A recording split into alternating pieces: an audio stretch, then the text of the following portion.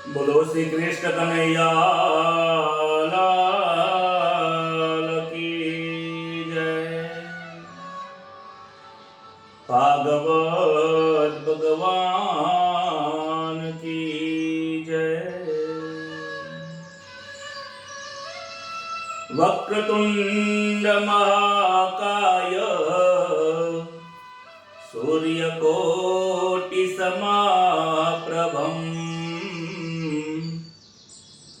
निर्विघ्नं कुरु मे देव सर्वकार्येषु सर्वदा।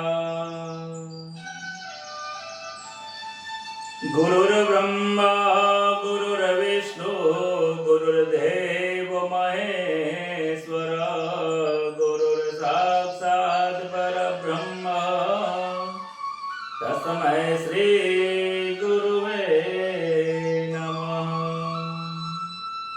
सच्चिदानंद रूपाय विश्वोत्पत्त्यादिहेतवे तापत्रय विनाशाय श्रीकृष्णाय वयं नमः।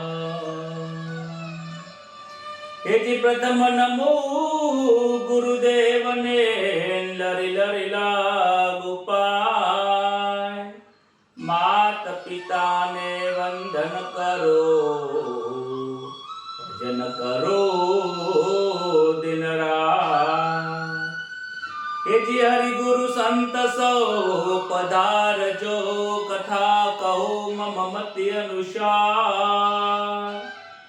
हे प्रेम स्वरूप श्री कृष्ण ने सुनो भागवत महापुराण। मंगल दिवस या जनोन मंगल सौनु थाय। सौ संतो हरि भक्तो ने दास जय सना प्रणाम। सौ संतो हरि भक्तो ने दास जय सना प्रणाम। श्री गणेशाय नमः। श्री परमात्मने नमः।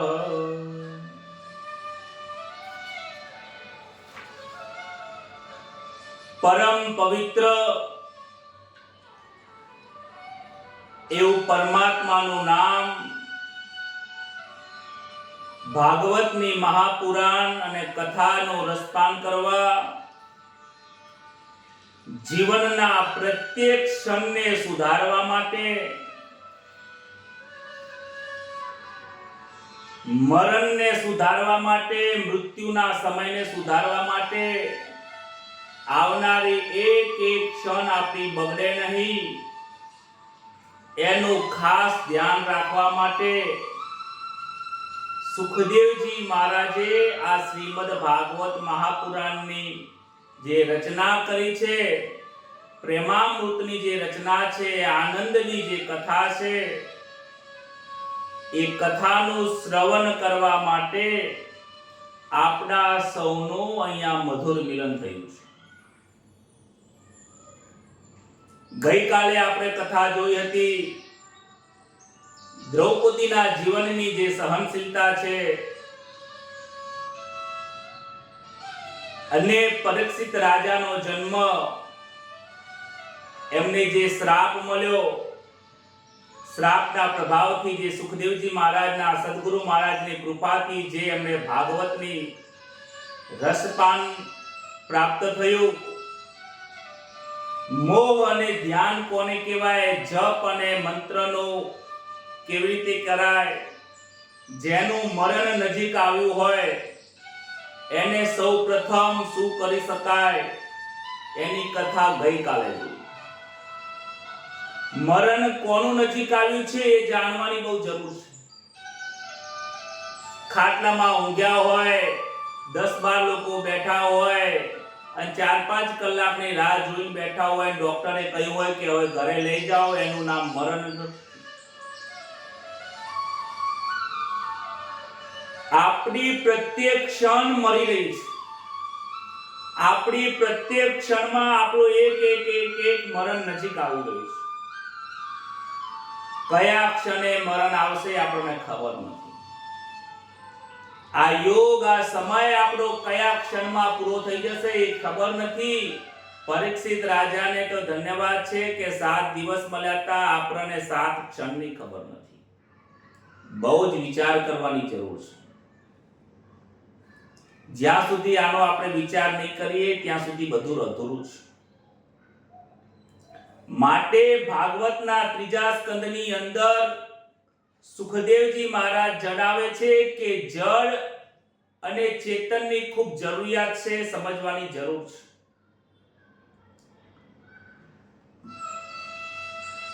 આત્મા શરીરથી જુદો છે એવું બધા જાણે છે, પરંતુ અનુભવ કરી શકતા નથી. બધાને ખબર છે કે આ શરીર અને આત્મા બે અલગ છે, પરંતુ જ્યાં સુધી અનુભવ ના થાય ને ત્યાં સુધી બધું અધૂરું છે. એ અનુભવ પુસ્તકો વાંચવાથી કે કથા સાંભળવાથી નહીં, પરંતુ એ સ્વ અનુભવ સદગુરુ મહારાજની કૃપાથી થશે. સાંભળાશે ખરું, પરંતુ સમજાશે નહીં. કદાચ સમજી લેશો તો પરંતુ અનુભવમાં નહીં આવે. તમે એનો જીવનમાં વર્તનમાં નહીં મૂકી શકો. સુખદેવજી કહે છે કે હે રાજન, તમે જેવા પ્રશ્નો પૂછ્યા એવા વિદુરજીએ મૈત્રેયજીને પૂછ્યા હતા. આ વિદુરજી એક એવા ભક્ત હતા કે ભગવાન સામે ચાલીને એમના ઘરે ગયા હતા. પરીક્ષિત રાજા પૂછે છે કે વિદુરજી એવા કેવા ભક્ત હતા? વિદુરજી અને મૈત્રેયજીનો ભેટો કેવી રીતે થયો, એમનું મન શાંત કેવી રીતે રહેતું હતું, એ મારે જાણવાની બહુ જિજ્ઞાસા છે. સુખદેવજી મહારાજ કહે છે કે મૈત્રેયજીની કથા પછી કહું, પરંતુ પહેલા વિદુરજીની ભક્તિ સાંભળવાની જરૂર છે. કહે છે કે ભાવ વગર ભગવાન પધારતા નથી, પરંતુ એ ભાવ કેવો? શું આપણે ભાવ નથી આપતા ભગવાનને? આપણે યજ્ઞ કરીએ, પૂજા પાઠ, દરરોજ 11 ના દિવસે પણ આપણે ભગવાનને થાળ ધરાવતા હોય, ભગવાન આવીને તો જમતા નથી.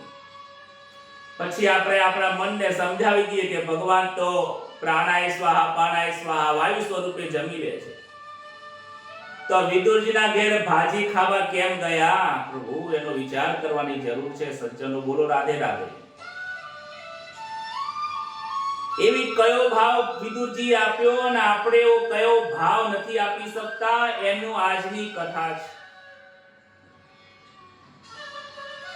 ભાવ વિનાની ભક્તિ નકામી છે. સુખદેવજી મહારાજ કહે છે ભગવાન વગર આમંત્રણે આવે ને એવી ભક્તિ કરો. ભગવાનને આમંત્રણની જરૂર નથી, ભાવ મળી જાય એટલે ભગવાન દોડતા જતા રહે છે.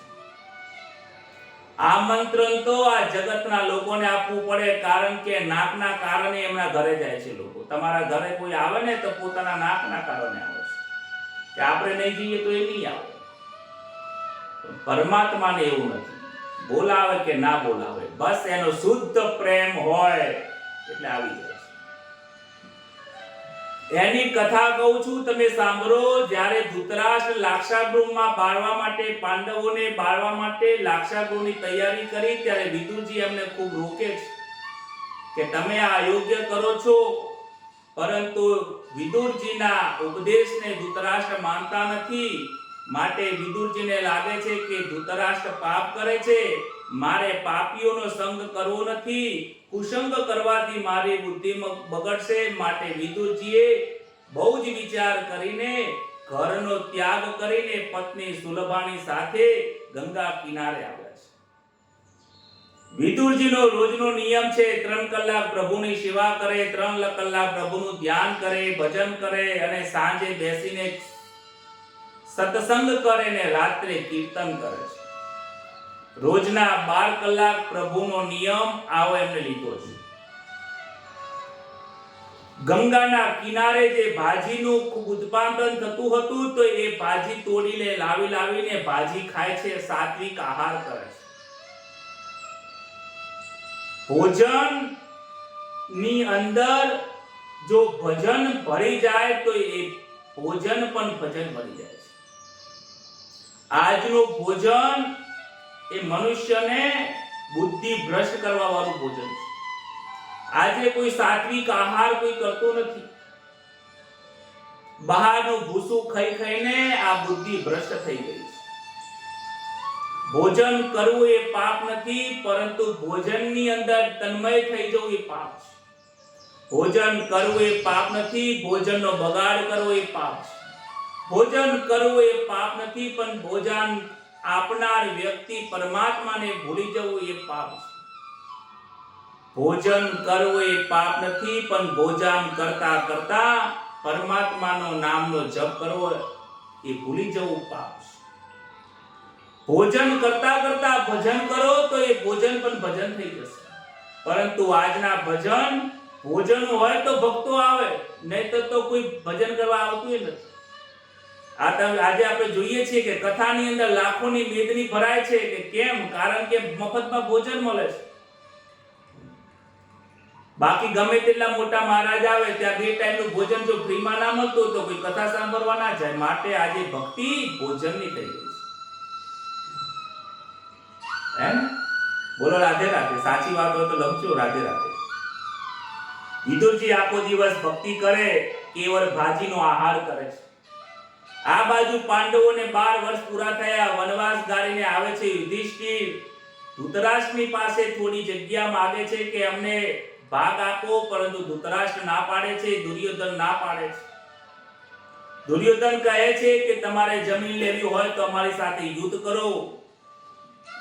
ધર્મરાજા મનાવે છે કે યુદ્ધ કરવામાં કાંઈ છે નહીં, યુદ્ધમાં ઘણા લોકોનું મૃત્યુ થઈ જશે, દેશની ખરાબી થશે, યુદ્ધ એ સોલ્યુશન નથી, સમાધાન નથી.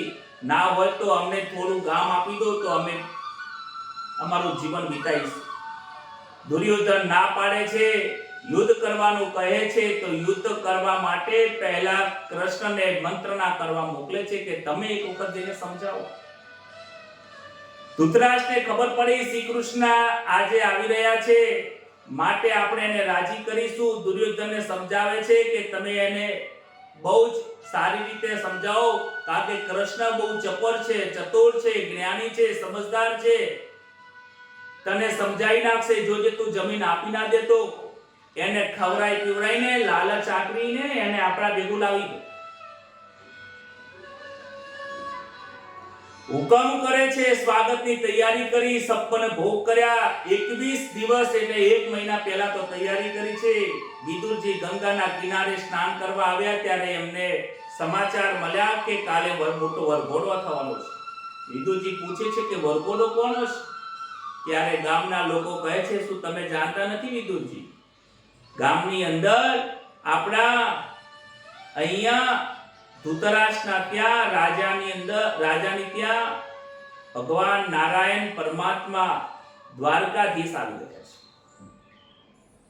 વિદુરજી ઘરે આવ્યા છે, આનંદમાં છે. સુલભાને પૂછે છે આજે કેમ આટલા આનંદમાં છો? વિદુરજી કહે છે કે સત્સંગ સાંજે કરીશું ત્યારે તને કહીશ.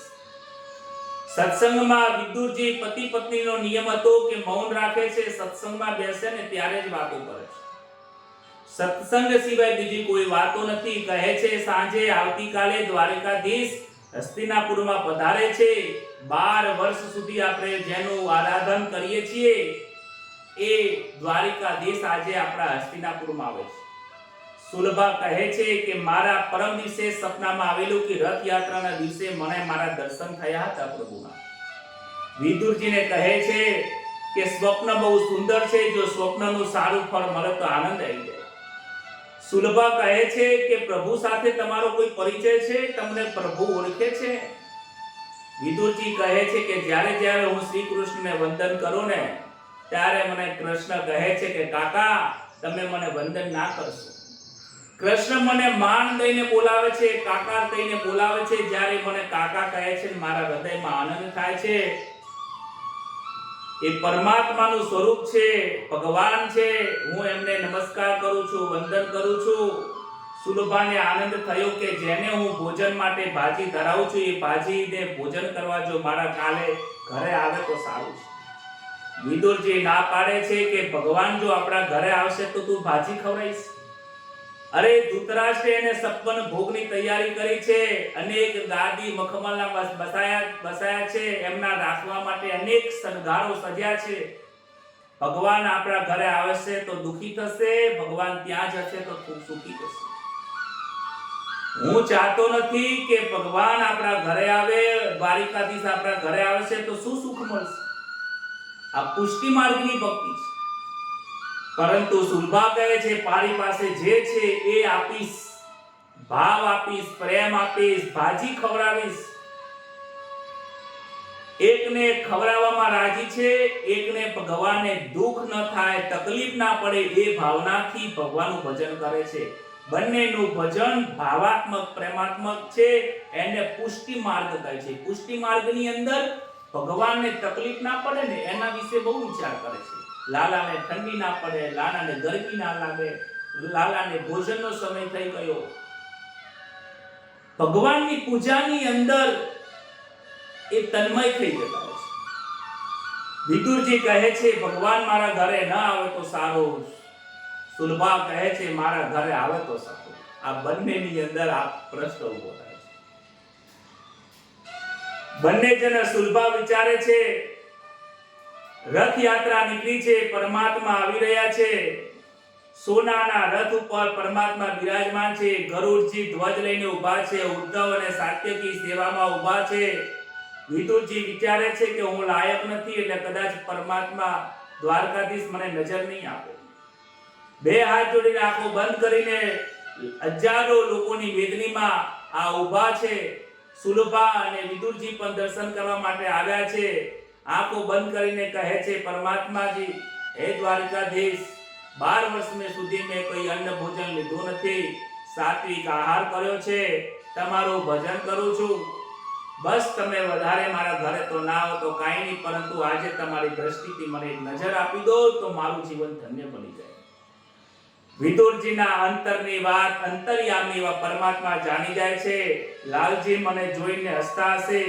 પરમાત્મા દ્વારિકાધીશ વિદુરજીની સામે નજર નાખે છે, કારણ કે કોઈને નજર આપે એવા કોઈ ત્યાં ભક્તો નતા, પરંતુ વિદુરજી અને સુલભા સામું જોવે છે અને ધીમેથી સ્મિત આપે છે, આંખોથી સમજાવે છે કે હું આવતીકાલે તમારા ઘરે આવું છું. બોલો રાધે રાધે.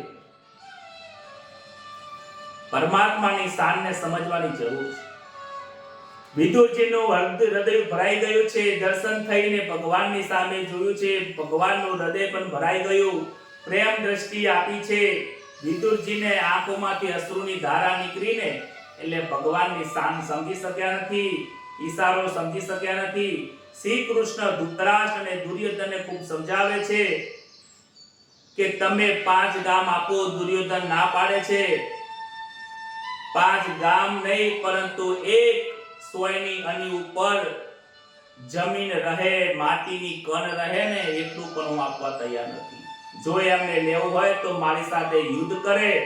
તમે અમારા ભાઈઓના ઝઘડામાં પડશો નહીં. તમારા માટે 56 ભોગની તૈયારી કરી છે, તમે આવો અને ભોજન કરો, આનંદ કરો. બાકી અમારા ભાઈઓમાં તમારે પડવાની જરૂર નથી. શ્રી કૃષ્ણ કહે કે તમે મારા ભોજનની તૈયારી કરી, હું જો તમારા ભોજન તમારા ઘરનું કરું તો તમારા જેવી મારી બુદ્ધિ થઈ જાય છે. કહે છે જેવું અન્ન એવું મન.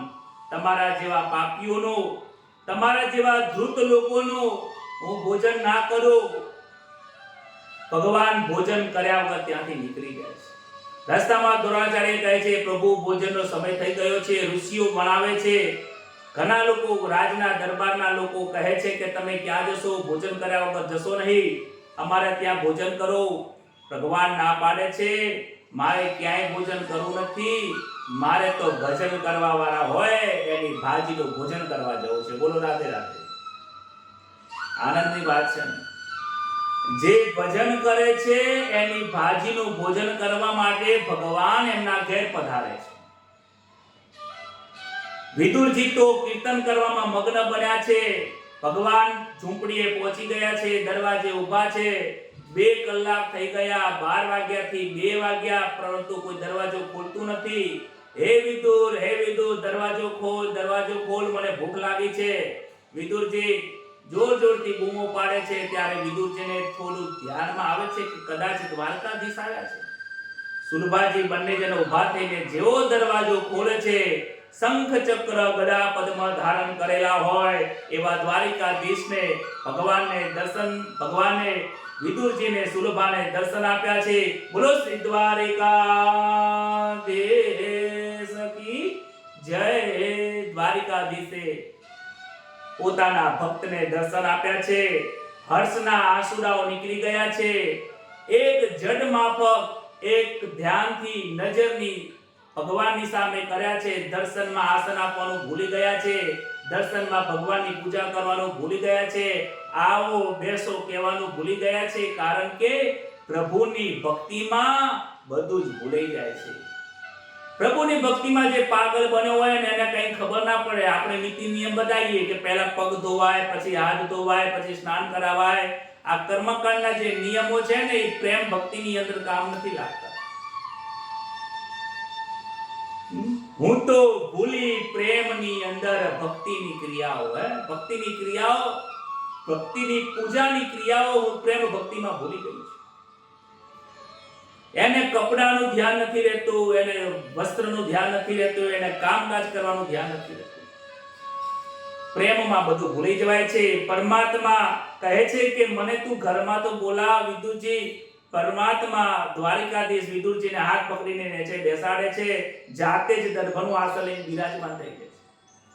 વિદુરજીને કહે છે કે હે વિદુર, મને ભૂખ લાગી છે, ભોજન કરાવો. વિદુરજી પૂછે છે કે 56 ભોગ તમે આરોગીને નથી આવ્યા? દુર્યોધને તો 56 ભોગની તૈયારી કરી છે. ત્યારે કૃષ્ણ કહે છે કે હે કાકા, જેના ઘરનું તમે ભોજન ના કરતા હોય એ ઘરનું હું ભોજન કરું? મારા કાકા જેના ઘરનું ભોજન ના કરે, જેનો ત્યાગ કરે, એને મેં પણ ત્યાગ કર્યો. જે ઘરનું ભોજન મારા ભક્તો કરતા નથી એ ઘરનું હું ભોજન કરતો નથી. આ પરમાત્મા કહે છે. પછી ભલે ને 56 ભોગ ધરાવ્યા હોય. આજે બજારમાં 56 ભોગો તૈયાર મળે છે. બજારમાં પેડા લઈને મંદિરોના અંદર ઢગલા થઈ જાય છે. પણ કોની તાકાત છે કે આવડે કે ના આવડે કાચો પાકો શીરો બનાવે, કાચો પાકી સુખડી બનાવે કે પેડા બનાવે, જે ઈચ્છા હોય પ્રભુના મંદિરમાં લઈને ભગવાનને ધરાવે. આજે તો પૈસા છે એના મોહમાં બજારમાંથી લઈને ભગવાનને ધરાવું છે. કેટલી માંગી બેઠી હોય, કેટલા દિવસની હોય, એક્સપાયરી છે, મીઠી છે, ખાટી છે, કોઈ જ ધ્યાન રાખ્યા વગર 100 રૂપિયાના પેડા, 500 રૂપિયાના પેડા. શું લાગ્યું છે? તમે વિચાર તો કરો આ કથામાંથી શું શીખવાનું છે? ભગવાન 56 ભોગોના ભૂખ્યા નથી. લોકો દર મહિને દર વર્ષે અન્નકૂટ પડતા હોય છે. ભગવાન અન્નકૂટના પ્રેમી નથી. તું એક જ ભોજન લઈ જા, વઘારેલી છાશ લઈ જા ને યાર, ભગવાન તારી છાશ પી જશે. 10મા અધ્યાયમાં આવશે ભગવાન પોતાના પરમાત્મા ભગવાન બાળક જે છાશ લઈ જાય છે, ગુરુનો પુત્ર એ છાશ પી જાય છે તો એના મુઢેથી છાશ વળગી પડે છે, અહીંયા ચાટવા લાગે છે. તારી માએ મારા માટે છાશ મૂકી, તું પી જાય છે. ભાજી ખાવા માટે આવે છે, જાતે જ ઘરમાં જતા રહે છે, રસોડામાં જાય છે, ચૂલા ઉપર પડેલી ભાજી હાથમાં લઈને બેઠા બેઠા ખાવાનું ચાલુ કરે છે. આ તો મારું ઘર છે ને વિદુરજી, એટલે અંદર આવીને જમવા બેઠો છું. પારકું ઘર માનું ને ત્યાં રસોડામાં ના જવાય. પોતાનું ઘર છે ને એટલે જાતે હું લઈને બેસી ગયો છું. જાતે ચૂલા ઉપરથી ભાજી ઉતારીને પોતાનું માણીને ભોજન કરવા બેઠા છે. પ્રેમથી ભાજી આરોગી. ભાજી ના તો શું કહે છે, કાકી તમે ભાજી બહુ સુંદર વગાડી છે. તમે આ ભાજીની અંદર મારો તમારો જે ભાવ છે એ હું મારા જીવનમાં ક્યારે નહીં ભૂલું. આ ભાજીની મીઠાશ નથી, આ ભાજીમાં તમારા પ્રેમની મીઠાશ છે. જ્યાં પ્રેમ છે ત્યાં રસ જોવામાં નથી આવતો. આપણે બધા રસવાળી વાનગીઓ ધરાઈએ છીએ અને ભગવાને શું જુએ છે? પ્રેમ વિશે નહીં પીડા રે, પીડા તો પાખંડ મારે. દુર્યોધન પાખંડી છે, એના મનમાં ખરાબ ભાવનાઓ છે. 56 ભોગ ધરાયા પણ ના ભોજન કર્યું. અને આને તો ભાજી પોતાને ખાધેલામાંથી થોડી વધી હતી એ મૂકી છે. ભગવાને તો ધરાવવા માટે ખવડાવવા માટે તૈયાર નથી કરી. થોડી વધી હતી ચૂલા ઉપર મૂકી હતી, ભગવાન એ આરોગ્ય છે. ભક્તિના પ્રેમમાં એવી શક્તિ છે કે જડને ચેતન બનાવે છે. ભક્તિના પ્રેમની અંદર એટલી તાકાત છે કે નિરાકારને સાકાર બનાવે છે. ભક્તિમાં એટલી તાકાત છે કે ભગવાનના પોતાના દ્વારે બોલાવે છે. ભક્તિના પ્રેમમાં એટલી તાકાત છે, પરિવર્તન કરી શકે છે. જ્ઞાન માર્ગની અંદર પરિવર્તન થતું નથી, ભક્તિના માર્ગની અંદર પરિવર્તન થઈ જાય છે. કાકીને કહે છે કે હે કાકી, હે વિદુરજી, તમારા ભાજીની એ મીઠાશ છે ને, એ મીઠાશ આ જન્મમાં નહીં, આ યુગમાં નહીં, પરંતુ આ જ્યાં સુધી પૃથ્વી રહેશે યુગો યુગો સુધી આ તમારી ભાજીની મીઠાશ હંમેશા માટે મને યાદ રહેશે. તમારા પ્રેમની ભાજીની મીઠાશને હું ભૂલી શકવા માટે સક્ષમ નથી. આનું ઋણ મારા ઉપર ચડે છે. સુખદેવજી મહારાજે સુખદેવજી કહે છે વિદુરજીએ કુસંગનો ત્યાગ કર્યો, સત્સંગનો સ્વીકાર કર્યો એટલે ભગવાન મળ્યા છે. કુસંગ છોડો તો સત્સંગ મળે, સત્સંગ થાય તો પરમાત્મા મળે છે. એ આ વિદુરજીના જીવનમાંથી પ્રગટ થાય છે. વિદુરજીને ખબર પડી કે પરમાત્માએ ધૃતરાષ્ટ્રના ઘરે ભોજન કર્યું નથી, માટે ધૃતરાષ્ટ્ર અને આ કૌરવોનું નુકસાન થશે. ભાઈ ઉપર થોડો પ્રેમ હતો, કુટુંબ પરિવાર પ્રત્યે લાગણી હતી. ધૃતરાષ્ટ્રને સમજાવવા જાય છે, ભાઈ તમે સમજી જાઓ, યુદ્ધ કરશો નહીં. દુર્યોધનને આ બહુ ખોટું લાગે છે કે મારા કાકા મારા પિતાજીને ચડાવે છે, ખોટી રીતે સમજાવે છે. દુર્યોધન વિદુરજીને ધક્કો મારે છે, લાત મારીને કાઢી મૂકવા માટે પ્રયત્ન કરે છે. કહે છે કે તમે સૂત પુત્ર છો, અહીંયાથી નીકળી જાઓ, મારું રાજ્ય છોડી દો, ફરીથી આ ઘરમાં ક્યારે તમે આવતા નહીં. જ્યારે સંતોનું અપમાન થાય છે ત્યાં દુર્ગતિ થાય છે. દુર્યોધને વિદુરજીનું અપમાન કર્યું, વિદુરજીએ ઘર છોડ્યું, દુર્યોધનનો નાશ થયો. રાવણે વિભીષણ પોતાના ભાઈનું અપમાન કર્યું, કાઢી મૂક્યો, અને વિભીષણે રામજીનો સત્સંગ કર્યો અને રાવણની દુર્ગતિ થઈ. આપણા ઘરની અંદર કોઈ સહનશીલ વ્યક્તિ હોય, સજ્જન પુરુષ હોય, એનું ક્યારે અપમાન કરતા નહીં. એનું અપમાન કરશો તો આપણે દુર્ગતિ પ્રાપ્ત થશે. સંતોનું અપમાન ક્યારે કરશો નહીં. 36 વર્ષ સુધી વિદુરજી યાત્રા માટે નીકળી ગયા છે, યાત્રાએ ગયા છે, કાંઈ લીધું નથી. આજકાલ તો લોકો યાત્રા કરવા જાય ને તો લાંબુ લિસ્ટ લઈને જાય છે, કારણ કે તકલીફ ના પડે ને.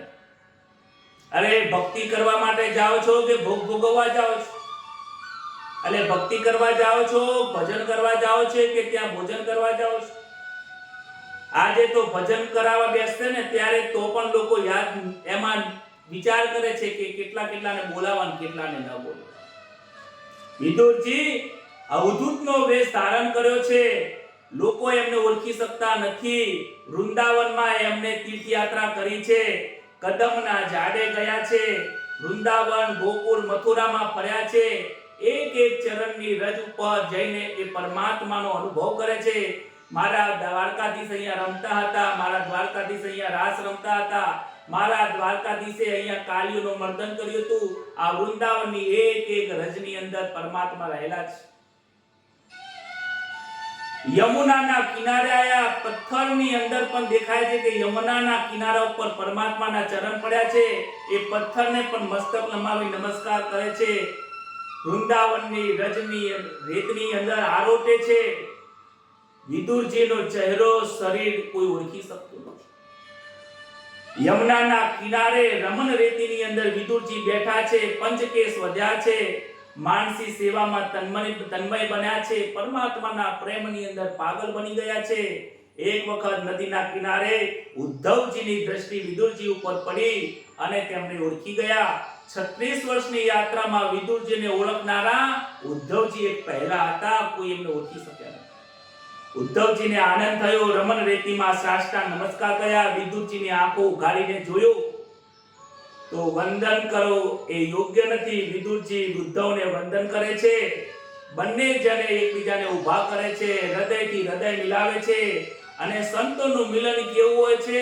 એક સંતના વાક્યમાં લખ્યું છે, 4 મિલે 64 ખીલે, 20 રહે કર જોડ, હરિજન સે હરિજન મિલે તો 20 से 7 करोड़. 4 કેતા 4 આંખો, 64 દાંત, 20 હાથ પગના આંગળીઓ, 7 કરોડ એકબીજાની રૂમાટીઓના સ્પર્શ એકબીજાને થાય છે. આત્માનું પરમાત્મા સાથે મિલન થાય ને એવો બે સંતોના ભેટવાથી આનંદ થયો છે.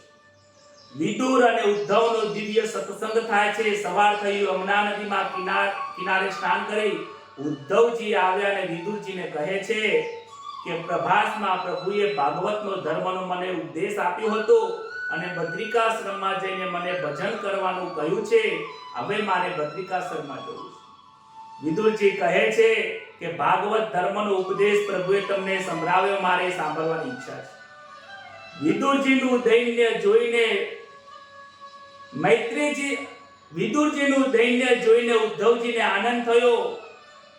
તમે કહો છો કે હું લાયક નથી. કોણ કહે છે કે તમે દીન છો, તમે લાયક નથી? વિદુરજીને કહે છે, ઉદ્ધવજી કહે છે, હે વિદુરજી, તમે ખૂબ મહાન વ્યક્તિ છો. તમારા જેવા ભક્ત આ પૃથ્વી ઉપર કોઈ થયું નથી. કારણ કે જ્યારે ભગવાને અમને ઉપદેશ આપ્યો, ભાગવત ધર્મનો ઉપદેશ આપ્યો, ત્યારે મૈત્રેયજી અને હું બંને જણે જોડે બેઠા હતા. ત્યારે મૈત્રેયજીને ભગવાને કહ્યું હતું કે મને મારા વિદુરજી મળ્યા નથી. વિદુરજીની ભાજી મને બહુ યાદ આવે છે. મૈત્રેયજીને કહે છે કે સ્વધામાં જ્યારે જતા હતા ભગવાન જ્યારે સ્વધામાં જતા હતા ને ત્યારે એમણે એમના માતાજી દેવકીને યાદ કર્યા નથી, નંદ બાબાને, જશોદાજીને યાદ કર્યા નથી. અરે એમણે લુક્ષ્મણી અને રાધાજીને યાદ કર્યા નથી. હે વિદુરજી, તમે એટલા મહાન ભક્ત છો કે સ્વધામાં જતા જતા વિદુરજી એ તમને યાદ કર્યા છે. એક વખત નહીં, 3 વખત યાદ કર્યા છે. અને કહે છે ભગવાન દ્વારિકાધીશ કહેતા હતા કે મને મારા વિદુરજીને બહુ યાદ આવે છે. મને બધા મળ્યા, બધાને મેં ભાગવત ધર્મ શીખવાડ્યો છે, ભણાયા છે, પરંતુ વિદુરજીની બાજી મેં ગાધી, એનો ઉપકાર હું ચૂકવી શક્યો નથી. એનું ઋણ મારા ઉપર રહ્યું છે. મૈત્રેયજીને કહ્યું છે કે તમે જો વિદુરજી મળે ને તો એમને ભાગવત ધર્મ તમે નું જ્ઞાન આપજો. પ્રભુ તમને ખૂબ યાદ કરતા હતા, વારંવાર યાદ કરતા હતા. પ્રભુએ મને ખરેખર યાદ કરો. આવું સાંભળીને વિદુરજીની આંખોમાંથી અશ્રુની ધારા વીતી ગઈ છે. પરમાત્મા ખરેખર મને યાદ કરતા હતા. યાદ કરો કે ભગવાન ક્યારે આપણને યાદ કરે છે. કેટલો પ્રેમ હશે પરમાત્માને વિદુરજી પ્રત્યે કે ત્યારે પરમાત્માએ વિદુરજીને યાદ કર્યા છે. આપણા હૃદયની અંદર આંખોમાંથી પાણી પણ ના નીકળતા હોય, ભગવાનના સપન ભોજન ધરાઈએ. ભગવાન ખરેખર ભાવના પ્રિય છે. ભાવ એવો આપો કે આપણું હૃદય ભરાઈ જાય. ભગવાનને ભાવમાં એટલા બધા તલ્લીન થઈ જાઓ કે પરમાત્માને ખરેખર અહીંયા આયા વગર ચાલે.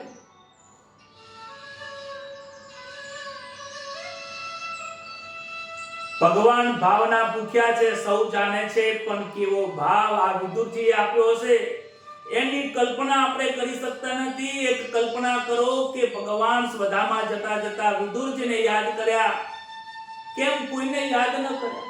અર્જુનની યાદ ના આવી, રાધાજીની યાદ ના આવી, અને એક ક્યારે મળ્યા નથી. એક વખત વિદુરજીની ભાજી ખાધી. એ કેટલો પ્રેમ, કેટલી લાગણી, કેટલું ભજન, એ પરમાત્મા માટે એમને કેટલું છોડી દીધું હશે. કેટલો વિયોગ મહેસૂસ થતો હશે એમને. ત્યારે પરમાત્માએ એમના વગર આમંત્રણે ઘરે ગયા અને જતા જતા એમને યાદ કરો.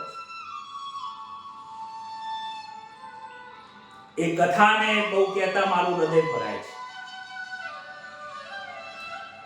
ઉદ્ધવજી બદ્રિકાશ્રમમાં પધાર્યા છે. વિદુરજીને મૈત્રેય ઋષિના આશ્રમ તરફ નીકળ્યા છે. હરિદ્વારની પાસે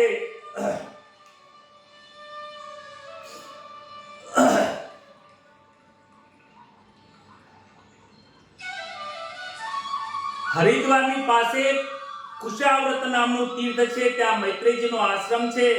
વિદુરજી ત્યાં પધારે છે. મૈત્રેય ઋષિને સાષ્ટાંગ નમસ્કાર કરે છે. વિદુરજીને કહે છે કે હું તમને ઓળખું છું, ભલે તમે મને વંદન કરો, પરંતુ વિદુરજી તમે મહાન છો. એક દિવસ એવો આવે છે કે જીવ તમારી પાસે હાથ જોડીને આવે. તમે યમ રાજાના અવતાર છો. માંડવ્ય ઋષિના શ્રાપથી તમે દાસી પુત્ર થયા છો. મૈત્રેય ઋષિ કહે છે કે તમે મને નમસ્કાર ના કરો કે તમે તો યમરાજાના અવતાર છો. યમરાજાને એક વખત માંડવ્ય ઋષિનો શ્રાપ મળ્યો હતો અને એ શ્રાપના કારણે એમને આજે દાસી પુત્ર થવું પડ્યું છે. વિદુરજી કહે છે કે એક વખત મેં ભૂલ કરી છે. દેવોમાંથી ભૂલ કરીને હું મનુષ્ય યોનિમાં આવ્યો. હવે આ મનુષ્ય યોનિમાં આવ્યા પછી હું હવે બીજી વાર ભૂલ કરવા માંગતો નથી. હવે હું સાવધાન રહીશ.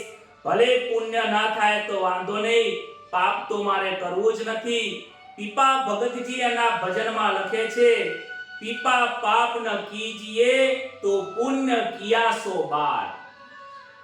પીપાજી ભગતજી શું કહે છે? જો તમે પાપ ના કરો ને તો તમારું કરેલું જે પુણ્ય છે એ 100 ગણું વધી જાય છે. પુણ્ય કરવાની જરૂર જ નથી. પાપ ન થાય એનું ધ્યાન રાખો, તકેદારી રાખો. વિદુરજી કહે કે હું ગંધર્વમાંથી યમરાજામાંથી મનુષ્ય આવ્યો. હવે મનુષ્યમાંથી મારે 4 પગમાં જવું નથી. વિદુરજી મૈત્રીજીને અનેક પ્રશ્નો પૂછે છે કે ભગવાન અકર્તા હોવા છતાં પણ અકર્તા છે. ભગવાન કહે છે કે હું કાંઈ કરતો નથી, તો આ સૃષ્ટિની રચના કેવી રીતે કરી?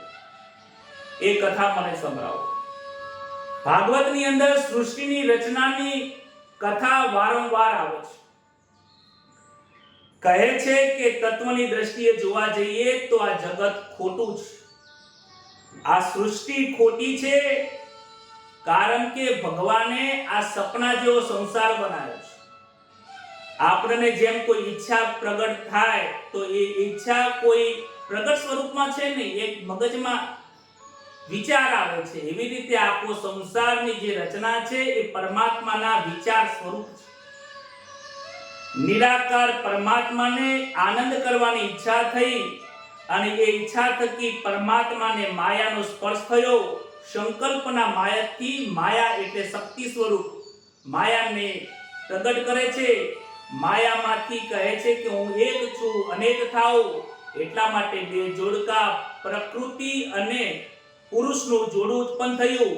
એ પુરુષ અને પ્રકૃતિમાંથી મહત્તત્વ બુદ્ધિ ઉત્પન્ન થઈ. બુદ્ધિમાંથી અહંકાર કહેતા શરીર ઉત્પન્ન થયું. અને અહંકારની અંદર 3 સ્વરૂપ હોય છે, 3 ગુણો રહેલા છે, સત્વગુણ, રજોગુણ, તમોગુણ. આ 3 ગુણો ઉત્પન્ન થયા. આ 3 ગુણ એટલે 3 માત્રામાંથી પંચ મહાભૂત અગ્નિ, પૃથ્વી, વાયુ, જળ, આકાશ, એ આ 5 મહાભૂતોની શરૂઆત થઈ છે.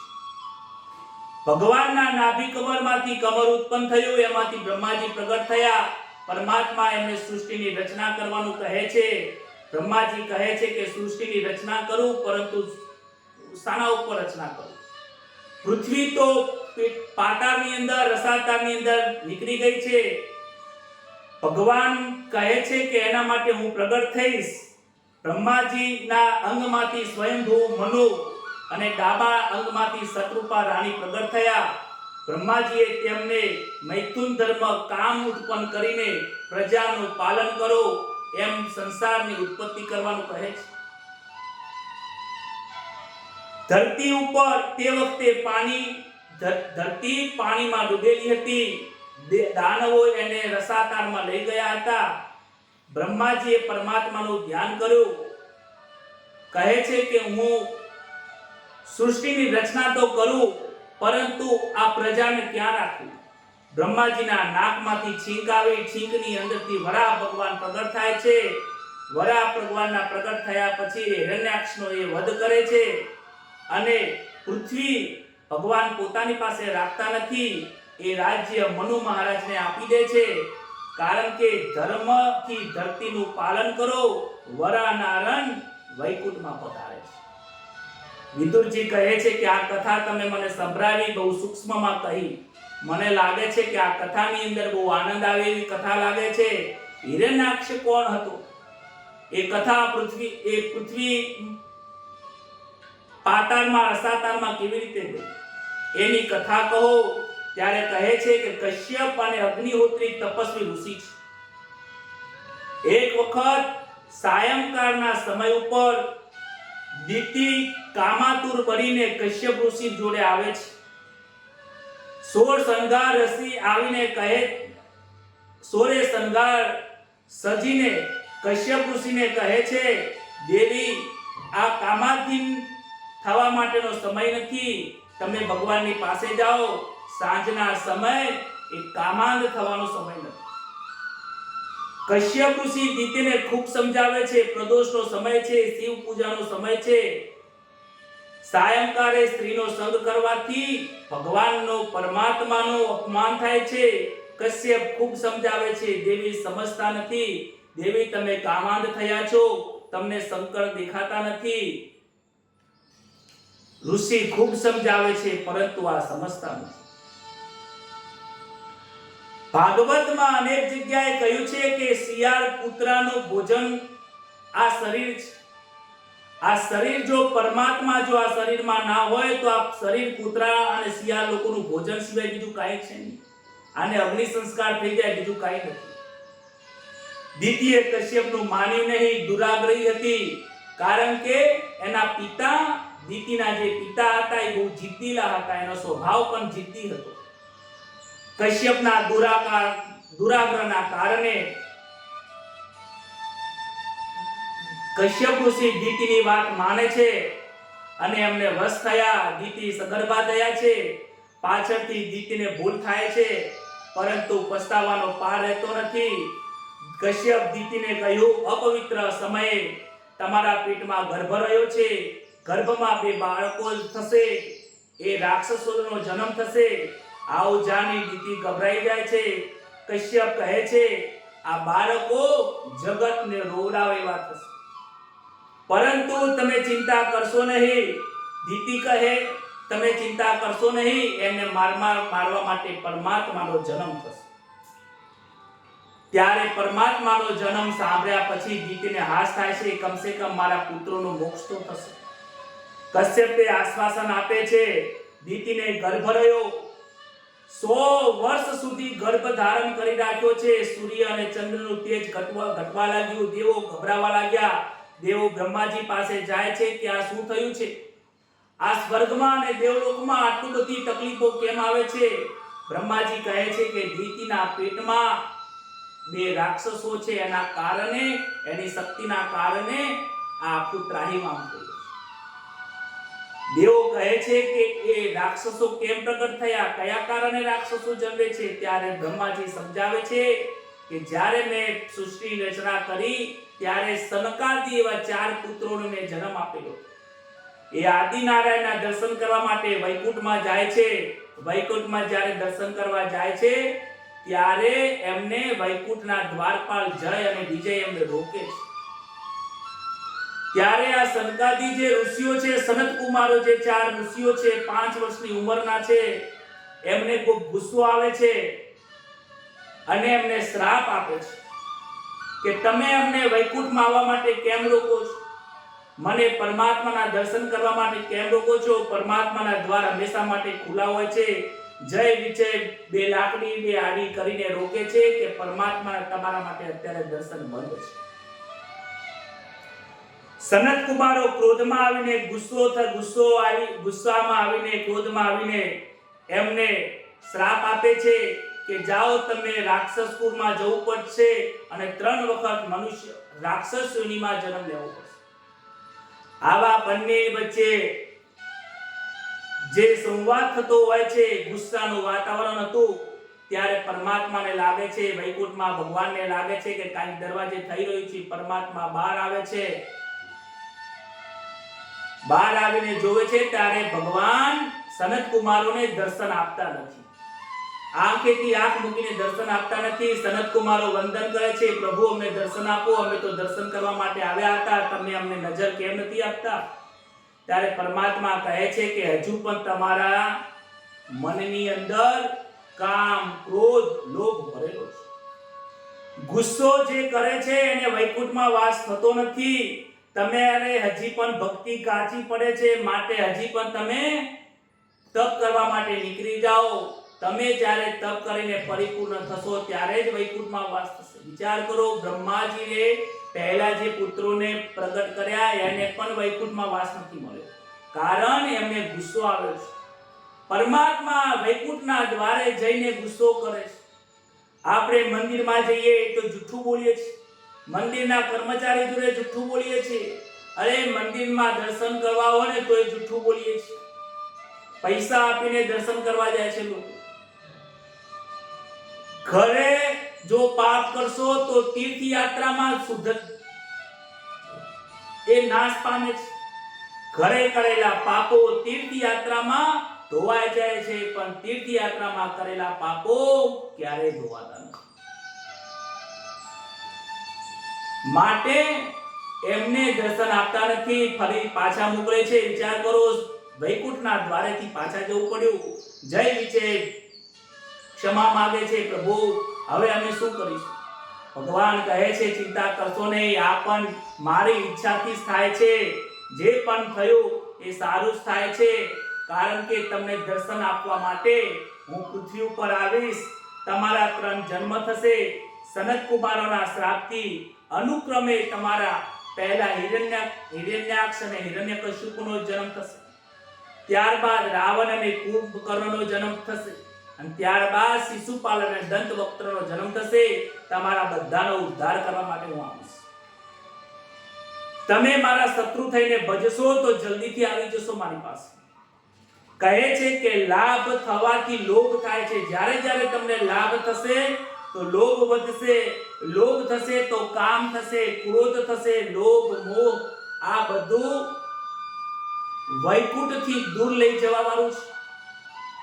વરાહ ભગવાને પૃથ્વી જે સમુદ્રમાં ડૂબેલી હતી એને સમુદ્રમાંથી બહાર કાઢી, પરંતુ પૃથ્વીને પોતાની પાસે રાખી નથી, મનુષ્યને એટલે કે મનુ મહારાજને આપી દીધી. હિરણ્યાક્ષ એક વખત પાતાળની અંદર વરુણ જોડે લડવાની તૈયારી કરતા હતા.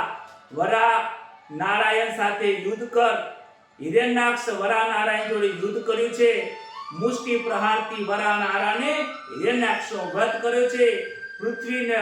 પૃથ્વીને સ્થાપના કરી, પૃથ્વીને જળમાંથી બહાર કાઢી અને વરાહ નારાયણ બદ્રીનારાયણ સ્વરૂપમાં લીન થયા છે. બોલો શ્રી વરાહ ભગવાન કી જય. ભાગવતના 3 સ્કંદની અંદર, ત્રીજા સ્કંદની અંદર 2 ભાગ પડે છે. પૂર્વ મીમાંસા આવે છે અને ઉત્તર મીમાંસા આવે છે. પૂર્વ મીમાંસાની અંદર વરાહ અવતારની કથા આવે છે, ભગવાનના ભાવની કથા આવે છે, અને ઉત્તર મીમાંસાની અંદર કપિલ નારાયણનું વર્ણન આવે છે. વરાહ એ યજ્ઞ અવતાર છે, કપિલ એ જ્ઞાન અવતાર છે. જ્ઞાન મેળવવું કદાચ સહેલું હશે, પરંતુ ટકાવવું એ અઘરું છે. જ્ઞાન જ્યાં સુધી સમજણમાં ના આવે, જ્ઞાન સુધી વ્યવહારમાં ના આવે ને, ત્યાં સુધી એને સમજણમાં આવે નહીં. વ્યવહારમાં જ્યાં સુધી આપણું જ્ઞાન આવે નહીં ત્યાં સુધી પરિપક્વ બનતું નથી. જ્ઞાનને ટકાવવા માટે અધિકારની જરૂર પડે છે. જ્ઞાનને ટકાવવા માટે યોગ્ય પાત્રની જરૂર પડે છે. ઘણા સંતોના જીવનમાં તમે દ્રષ્ટિ નાખશો તો એમને પોતાને એક અધિકારી જીવ તરીકે સ્થાપિત કર્યો છે. ગીતાજીમાં ભગવાન કહે છે, અર્જુન હું તારામાં છું, પરંતુ તારામાં જ્ઞાન ન હોવાના કારણે હું અપ્રગટ છું. આની અંદર, આ દેહની અંદર પરમાત્મા છે જ, પરંતુ આપણે એને મંથન કરીને એનો અનુભવ કર્યો નથી, માટે તને મારા દર્શન થતા નથી. ભાગવતની અંદર કપિલ ગીતાનું ખૂબ મહત્વ છે. ભગવાન મનુ સતરૂપા ને ત્યાં 5 સંતાનો પ્રગટ થયા છે. 2 પુત્રો પ્રિયવ્રત અને ઉત્તાનપાદ, 3 પુત્રી આકૃતિ, દેવહૂતિ ને પ્રસૂતિ. તેમાં આકૃતિ રુચિને, દેવહૂતિ કર્દમને અને પ્રસૂતિ દક્ષને પરણાવેલી હતી. આમ દેવહૂતિનું લગ્ન કર્દમ ઋષિ જોડે થયેલું અને ત્યાં કર્દમ ઋષિના ત્યાં કપિલ ભગવાન પ્રગટ થયેલા હતા. એની કથા ખૂબ મહાન છે. વિદુરજી મૈત્રીજીને કહે છે કે આ કર્દમ ઋષિની જે કથા છે, કર્દમ અને દેવહૂતિના વંશની કથા કહો, એ કથા સાંભળવાની મને બહુ ઈચ્છા છે. કર્દમ ઋષિનો આશ્રમ સરસ્વતીના કિનારે આવેલો છે. આખો દિવસ ત્યાં તપ કરે છે, સત્કર્મ કરે છે, પૂરો દિવસ નારાયણનું ધ્યાન કરે છે. લક્ષ્યમાં નારાયણને રાખશો તો જીવન સફળ થશે. તમારું જેવું લક્ષ્ય હશે એવું જ તમને પ્રાપ્ત થશે. ભગવાન કહે છે તમારું લક્ષ્ય પૈસો હશે તો હું પૈસા આપીશ, તમારું લક્ષ્ય સ્ત્રી પુરુષ છે તો હું સ્ત્રી પુરુષ આપીશ. સંસારના સુખોનું લક્ષ્ય રાખશો તો સંસારના સુખો પ્રાપ્ત થશે. અને તમે લક્ષ્ય મારું રાખશો અને મને પ્રાપ્ત કરવા માટે તમે એ કાર્ય કરશો તો તમે મને પ્રાપ્ત થશો. કર્દમ પ્રભુને પ્રાપ્ત કરવા માટે, દર્શન કરવા માટે આંખોને સફળ થઈ છે. બિંદુ સરોવરના કિનારે એમને તપ કરે છે. પરમાત્માએ સ્મિત કર્યું, કહે છે કે પ્રભુ તમે મારે ત્યાં પધારો. ભગવાન કહે છે કે હું તમારે ત્યાં બહુ જલ્દીથી પ્રગટ થઈશ. મનુ મહારાજ તમારી પાસે આવશે, લગ્ન કરવાનું કહેશે, પોતાની પુત્રી દેવહૂતિ તમને આપશે.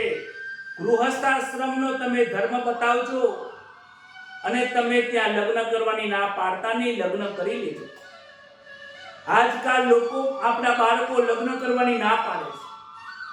છોકરી આવી છે, છોકરો આવો છે, એ તો કમાતો નથી, એમને તો ઘરમાં જે દીકરીના લગ્ન કરવાના બાકી છે, સરકારી નોકરી કરતો નથી. અરે દેવહૂતિ અને આ કર્દમ ઋષિના જે જીવન છે એમના વિશે કંઈક શીખવા જેવી જરૂર છે.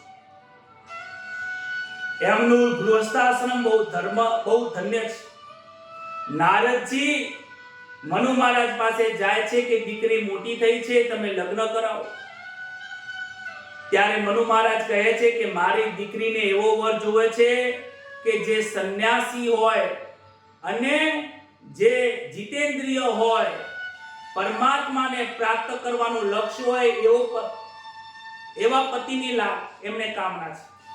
નારદજી કહે છે તો એના માટે તો કર્દમ ઋષિ તમારા માટે ઉત્તમ છે. કર્દમ ઋષિ જોડે જાઓ, તમારી કન્યા એમને પરણાવો, તમારી દીકરીનું કલ્યાણ થશે. કર્દમ ઋષિ પાસે આવે છે મનુ મહારાજ, પોતાની દીકરીને લઈને આવે છે. સતરૂપા, મનુ મહારાજ અને દેવહૂતિને લઈને આવે છે. કર્દમ ઋષિ કહે છે કે મારે કન્યાની પરીક્ષા કરવી પડશે. વિચાર કરે છે, માટે 3 આસન પાથરે છે. કહે છે કે તમારા આસન માટે અહીંયા બિરાજમાન થાઓ. મનુ મહારાજ આસન ગ્રહણ કરે છે. સતરૂપાજી આસન ઉપર બેસે છે, પણ દેવહૂતિ આસન ઉપર બેસતા નથી.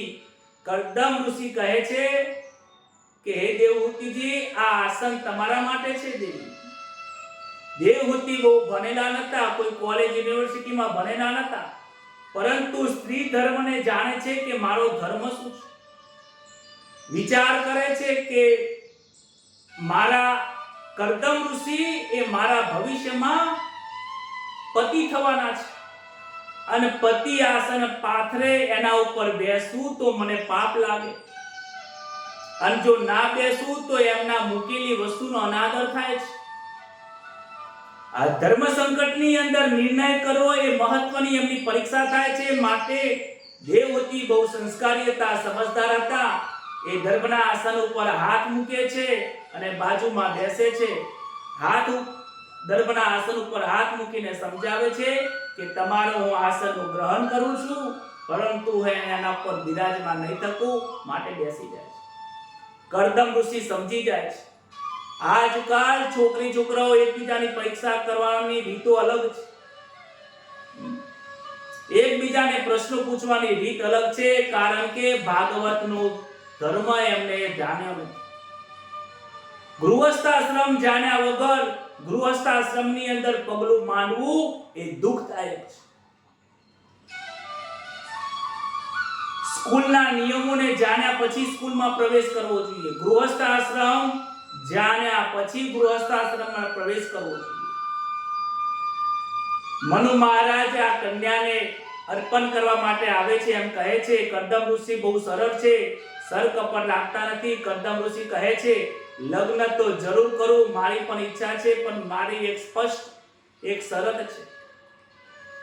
હું એક પુત્ર થયા પછી લૌકિક સંબંધ નહીં રાખું, હું સંન્યાસ ધારણ કરીશ. જ્યાં સુધી મને એક પુત્ર નહીં થાય ત્યાં સુધી હું સામાજિક લૌકિક સંબંધ રાખીશ. ત્યારબાદ હું ભોગ નહીં ભોગવું. કહેવાય છે કે એક પુત્ર હોય ત્યાં એક ધર્મ કહેવાય છે. એક કરતા અનેક પુત્રો થાય એ ધર્મ પુત્ર નહીં, પરંતુ કામ પુત્રો કહેવાય છે. આ આપણા શાસ્ત્રમાં લખ્યું છે. લગ્ન કર્યા પછી પતિ પત્નીએ સાવધાન રહેવું જોઈએ. લગ્ન જીવન ભોગ માટે નહીં, પરંતુ ભગવાનની પ્રાપ્તિ માટે છે. કરદમ ઋષિ કહે છે મારે એક પુત્ર થયા પછી હું સંતાન લઈ લઈશ, સંન્યાસ લઈ લઈશ. દેવહૂતિ કહે છે કે આ તમારી વાત મને માન્ય છે, મારે પણ તમારા જેવા જીતેન્દ્રિય પુરુષની જરૂર છે. મનુ મહારાજ વિધિપૂર્વક કન્યાનું દાન કરે છે, લગ્ન કરાવે છે. દેવહૂતિ રાજધર્મના જે વસ્ત્ર હતા એ છોડી દે છે, વનના વસ્ત્રો ધારણ કરે છે, વલ્કલ વસ્ત્રો ધારણ કર્યા છે. અનેક વર્ષો સુધી 12 વર્ષ સુધી માતા દેવહૂતિ એ કરદમ ઋષિની સેવા કરે છે, પરંતુ કોઈ સંતાન પ્રાપ્તિ થતા નથી. દેવહૂતિનું શરીર એકદમ સુકાતું જાય છે. એક દિવસ કરદમ ઋષિની નજર દેવહૂતિ ઉપર પડે છે. આટલા વર્ષો સુધી એમને પોતાની પત્ની સામે નજર નથી નાખી, કારણ કે ભગવાનના ભજનની અંદર તન્મય છે. અને દેવહૂતિએ પણ એમને ડિસ્ટર્બ કર્યા નથી. એક દિવસ નજર જઈ કહે છે કે દેવી તમારું શરીર કેમ સુકાતું જાય છે? ધન્ય છે તમે મારી સેવા કરવામાં, બોલો તમારે શું જોઈએ? દેવહૂતિ કહે છે કે મારે બીજું કાંઈ જોતું નથી, પરંતુ લગ્ન સમયે તમે કહ્યું હતું કે એક સંતાન થયા પછી હું સંન્યાસ લઈશ. તમારે સંતાન પ્રાપ્તિનું એક મને વચન આપેલું હતું. કરદમ ઋષિ આજ્ઞા કરી છે બિંદુ સરોવરમાં તમે સ્નાન કરો. બંને જણા બિંદુ સરોવરમાં સ્નાન કર્યું છે. 100 વર્ષની ઉંમર હતી, પરંતુ આજે એમનું શરીર એકદમ સુંદર બન્યું છે. શરીરમાંથી સુગંધ આવે છે.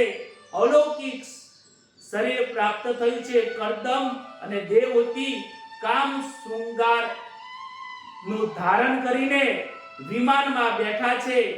વક્તાએ શૃંગાર રસની વર્ણન કરવામાં આવતું નથી. વધારે પડતા શૃંગાર રસની કથા કરવામાં આવે તો મન બગડે છે. માટે શૃંગાર રસની જે ભાગવતમાં કથા છે એની વાત થતી નથી, પરંતુ 100 વર્ષમાં કરદમ ઋષિ દેવહૂતિ એક થયા. તેમને 9 કન્યાઓ થઈ છે. એ 9 કન્યાનો મતલબ થાય છે 9 પ્રકારની ભક્તિ. એમના જીવનમાં જે ભક્તિ કરી છે એ ભક્તિના કારણે આજે 9 કન્યાઓનો જન્મ થયો. એ 9 ભક્તિ કઈ છે એ સમજવાની જરૂર છે. શ્રવણ ભક્તિ પહેલી છે. પ્રથમ તો પહેલા શ્રવણ ભક્તિ, બીજી કીર્તન ભક્તિ, ત્રીજા મનમાં સ્મરણ ભક્તિ, પાદ સેવન, અર્ચન ભક્તિ, વંદન ભક્તિ, દાસ્ય ભક્તિ, સાખ્ય એટલે સખા ભક્તિ, અને 9મી ભક્તિ આત્મનિવેદન ભક્તિ. કહેવાય છે કે ભક્તિમાં પહેલા દાસોહમ આવે છે. પહેલા ભગવાનના દાસ બનતા શીખો, પછી જ્ઞાન માર્ગની અંદર સોહમ સ્વરૂપની દ્રષ્ટિ થાય છે. દાસોહમ થયા વગર સોહમ થવાતું નથી. નવ કન્યાનો જન્મ થયા પછી કરદમ સંન્યાસ લેવા જાય છે. દેવહૂતિ ગભરાયા, કહે છે કે હે નાથ, તમે હવે ત્યાગ કરો છો, આ કન્યાને લગ્ન કોણ કરશે? આ કન્યાઓના પ્રગટ થયા છે. તમે તો કહેતા હતા કે પુત્રના જન્મ થયા પછી હું સંન્યાસ લઈશ. આ જવાબદારી કોણ લેશે? કરદમ કહે છે ભગવાને મને વચન આપેલું હતું કે હું પુત્ર સ્વરૂપે જન્મીશ તો જરૂર પ્રગટ થશે. ફરીથી વિલાસી જીવનને બંધ કર્યું છે. વિલાસી જીવનથી દૂર થયા અને સરસ્વતી નદીના કિનારે ફરીથી સાદાઈથી વાળું બ્રહ્મચર્યાશ્રમ પાડીને કંદમૂળ ખાઈને 100 વર્ષ સુધી એમને જીવન ગાળે છે. કરદમ અને દેવહૂતિએ વિમાનનો ત્યાગ કર્યો. વિલાસી જીવનનો અંત આવ્યો. દેવહૂતિના ગર્ભમાં સાક્ષાત નારાયણ પધાર્યા છે. પવિત્ર સમય થયો છે. યોગીઓ અને સાધુઓના આચાર્ય પ્રગટ થયા છે. બ્રહ્માજી અને બધા દેવો બહાર આવ્યા છે. કપિલ નારાયણના દર્શન કરવા માટે બ્રહ્માદિ દેવો કરદમ ઋષિના ત્યાં આવ્યા છે. કાર્તક માસના દિવસે કૃષ્ણ પક્ષ આવ્યો છે અને પંચમીના દિવસે કપિલ મુનિ ભગવાન પ્રગટ થયા છે. બોલો શ્રી કપિલ નારાયણ ભગવાન કી જય. પુષ્પની વૃષ્ટિ થઈ છે. ભગવાન નારાયણ કપિલના દર્શન કરવા માટે બધા પધાર્યા છે. કરદમજી કહે છે દીકરો આવ્યો તેથી આનંદ છે, પરંતુ આ નવ કન્યાની ચિંતા થાય છે. ત્યારે બ્રહ્માજી આવ્યા છે. બ્રહ્માજી કહે છે નવ કન્યાની ચિંતા કરવાની નથી. આને નવ કન્યાની કન્યા માટે મેં મૂર્તિયા તૈયાર રાખ્યા છે. કરદમ ઋષિએ વિચાર કર્યો. બધી બ્રહ્માજી 9 ઋષિઓને લઈને આવ્યા હતા. એ દરેક કન્યાને 9 ઋષિને આપી દીધા છે. અત્રિને અનસૂયા આપી, વશિષ્ઠને અરુંધતી વગેરે દરેક ઋષિઓને એક કન્યા આપીને એમને પોતાના માથા ઉપરથી બોજો ઉતરી ગયો છે. પ્રભુની કૃપા બહુ અપરંપાર છે. કપિલજી ધીરે ધીરે મોટા થયા. એક દિવસ કરદમની પાસે આવીને સંન્યાસ લેવાની માંગણી કરે છે. કપિલજી કહે છે પિતાજી, તમારો વિચાર બહુ સુંદર છે, બહુત ગઈ થોડી રહી. તમારા નિયમ પ્રમાણે જીવનમાં સંન્યાસ લેવો બહુ જરૂરી છે.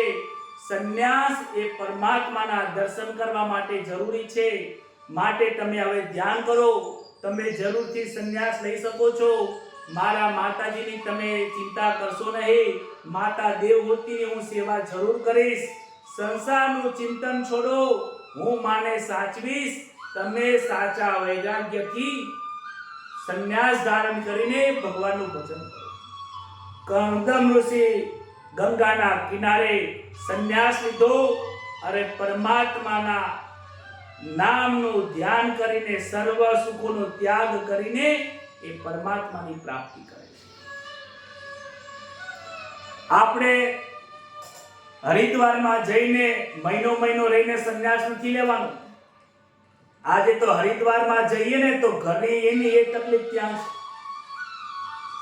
એક વ્યક્તિ મને કહ્યું કે તમે હરિદ્વારમાં ગયા છો? મેં કીધું હું તો સદાય હરિદ્વારમાં રહું છું.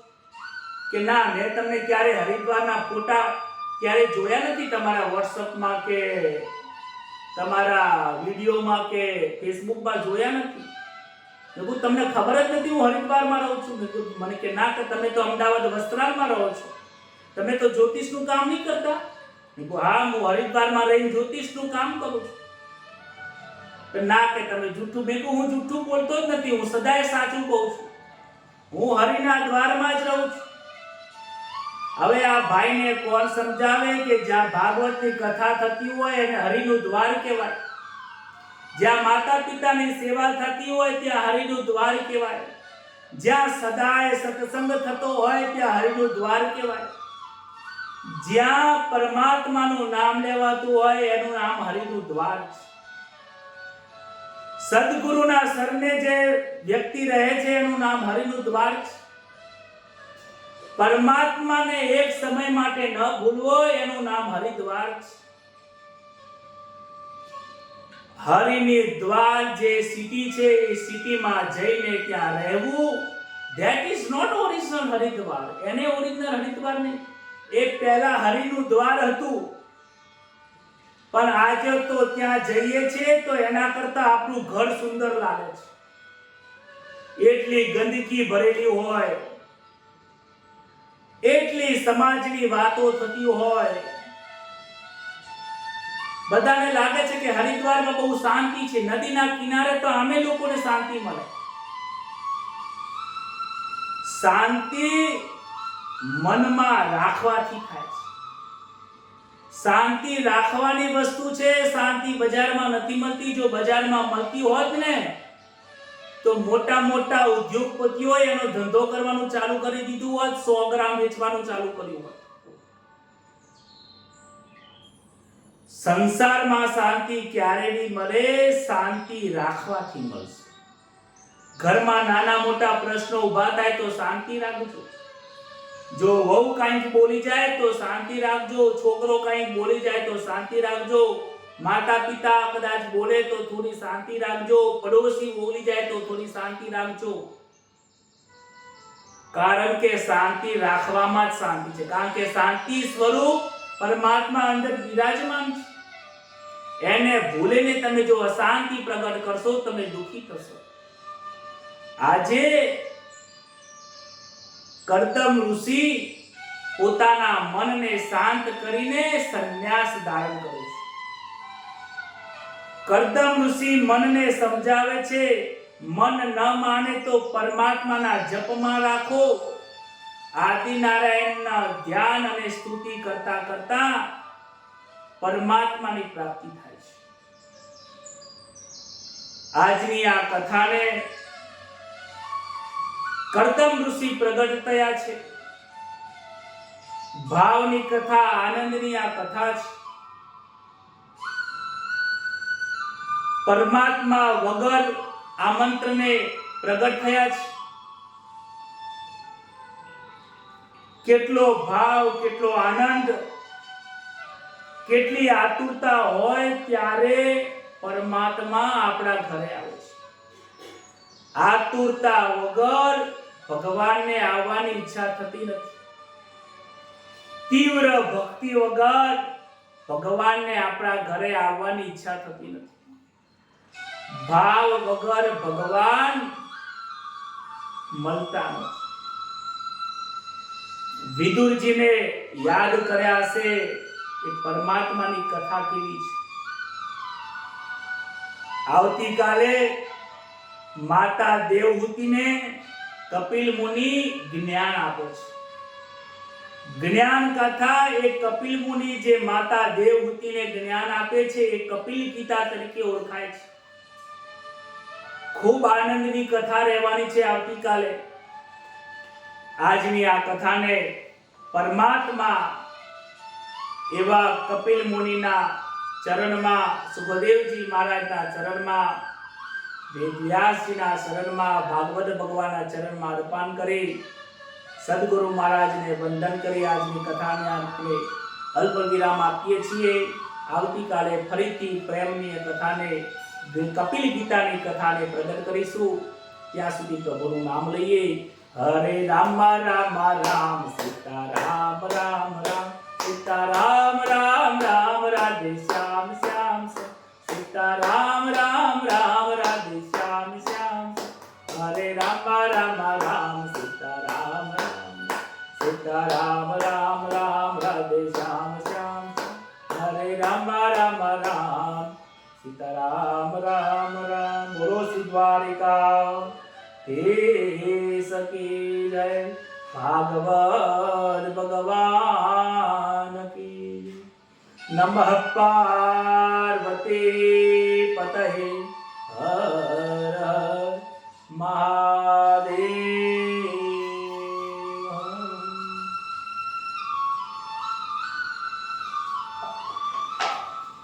जय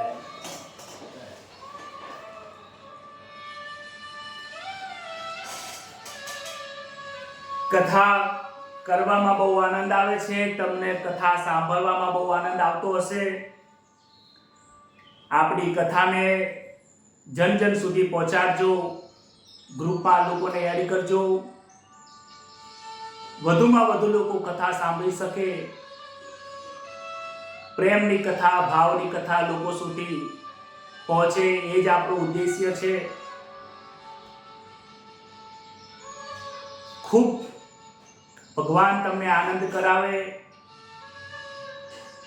ભગવાનની પ્રાપ્તિ થાય, ભગવાન તમારા ઘરે પધારે, ભગવાનના દર્શન થાય, એ જ કામનાથી આપણી આ કથા છે. સૌને જય શ્રી કૃષ્ણ. ચેનલને સબસ્ક્રાઇબ કરી રાખજો. જે લોકોએ પિતૃઓના ઉદ્ધાર અર્થે શ્રીફળ મૂક્યું છે એને બહુ ભાવથી વંદન કરજો, પ્રાર્થના કરજો કે એમનો મોક્ષ થાય.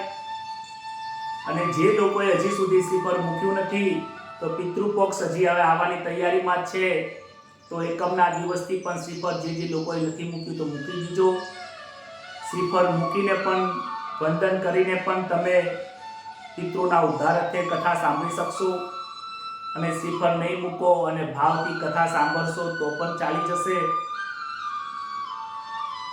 ખૂબ આનંદ કરજો, માતા પિતાની સેવા કરજો. એ જ વાત સાથે સૌને જય શ્રી કૃષ્ણ, શુભરાત્રિ.